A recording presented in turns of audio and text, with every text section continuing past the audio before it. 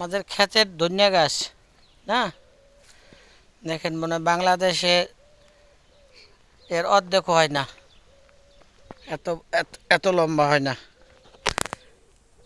ভাই বেরাদার পরিচর্যা করতে আছে গাছের। ধন্যবাদ তা সিরা নিতেছি ব্যাস।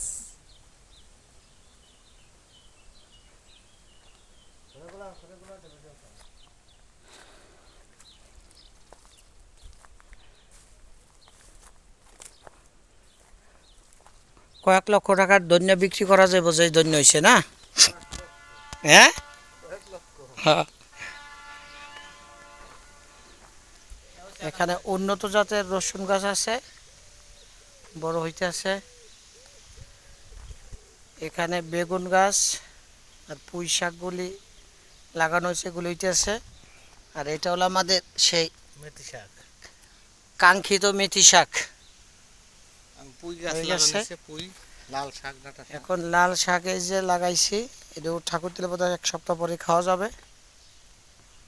আর ওখানে টমেটো গাছ আছে।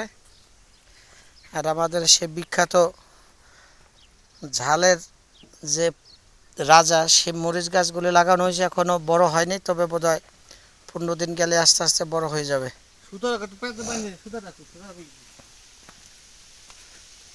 ও মেথি শাকের মোটা ডাকু, এই যে হলো স্ট্রবেরি গাছ না, এগুলো। এই যে ক্ষেতের মেথি অলরেডি শাকের জন্য প্রস্তুত হয়ে গেছে, আজকেই খাওয়া হবে।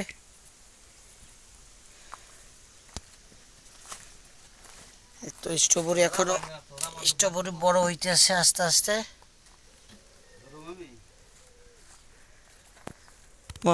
সবাই ভালো থাকবেন। না, টাকা আমি রেখে দিতেছি। হ্যাঁ সাধু ভাই, আমার